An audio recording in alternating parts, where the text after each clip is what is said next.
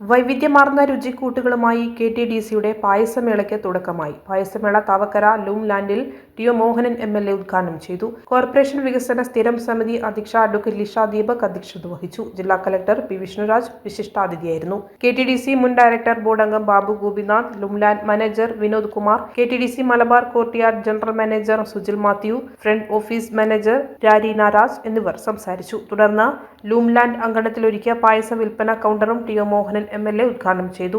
ആദ്യ വിൽപ്പന ബാബു ഗോപിനാഥ് നിർവഹിച്ചു. പായസത്തിലെ വൈവിധ്യ രുചികൾ ആസ്വദിച്ചാണ് അതിഥികൾ മടങ്ങിയത്. പൈനാപ്പിൾ, ക്യാരറ്റ്, പാലട, പാൽപായസം എന്നിവയാണ് വിപണനത്തിനായി ഒരുക്കിയത്. പായസമേള ഓഗസ്റ്റ് 26 തിരുവോണ ദിവസം വരെ ഉണ്ടായിരിക്കും. പായസം ലിറ്ററിന് 450 രൂപയും അര ലിറ്ററിന് 250 രൂപയും കപ്പിന് 50 രൂപയുമാണ് വില. രുചി വൈവിധ്യമാർന്ന വിവിധ ഇനം പായസങ്ങൾ KTDC ലൂം ലാൻഡിലും ഒപ്പം ജില്ലാ പഞ്ചായത്തിൽ കാര്യാലയത്തിനോട് ചേർന്നുള്ള കൗണ്ടറിലും പയ്യാമ്പലം ബീച്ച് DTPC സെന്ററിലും ലഭിക്കും. പായസത്തിന് പുറമെ KTDC ഒരുക്കുന്ന വിഭവ സമൃദ്ധമായ ഓണസദ്യ ഓഗസ്റ്റ് 25, 26 ഉത്രാടം തിരുവോണ നാളുകളിൽ ലഭ്യമാക്കും. ഓണസദ്യക്ക് 500 രൂപയും പാർസലിന് 550 രൂപയുമാണ് നിരക്ക്.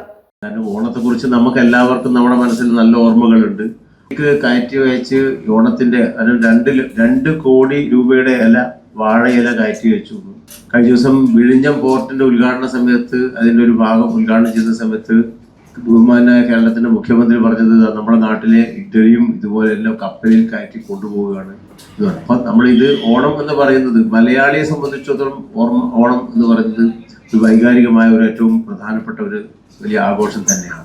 പഴയ കാലത്ത് നമ്മൾ കേരളത്തിലെ എന്ന് പറഞ്ഞെങ്കിൽ പിന്നെ ഇന്ത്യയിലെ ഇന്ന് ലോകത്തിന്റെ മുമ്പിൽ തന്നെ ഓണമില്ലാത്ത രാജ്യമില്ല എന്ന നില. കാരണം മലയാളി എവിടെയുണ്ടോ അപ്പൊ ലോകത്തിന്റെ എല്ലാ കോണുകളിലും എല്ലാ രാജ്യത്തും മലയാളി ഉണ്ട് എന്നുള്ളത് നമുക്കറിയാം. അപ്പൊ ഓണം എന്ന് പറയുമ്പോൾ അതിന്റെ നമ്മൾ സാധാരണഗതിയിലുള്ള പരമ്പരാഗതമായ ശൈലി പഴയ കാലത്തെ ഒന്നുമില്ല. ഇപ്പൊ നമ്മളൊക്കെ ബാല്യകാലം ഓർത്തെടുക്കുമ്പോൾ പൂ പറിക്കാൻ പോയതും അതിന്റെ ഒത്തുകൂടിയിരുന്നതും കുടുംബത്തിലെ വലിയ കൂട്ടായ്മയും അയൽവക്കത്തുള്ള കുട്ടികളുടെ കൂട്ടായ്മയും അതിൻ്റെയൊക്കെ നിറമുള്ള ഓർമ്മകൾ മനസ്സിൽ സൂക്ഷിച്ചുകൊണ്ടാണ് നമ്മൾ നിൽക്കുന്നത്. പക്ഷെ ഇന്നത്തെ ഒരു ജൻസിക്ക് ഒരിക്കലും അത് പറയാൻ കഴിയില്ല.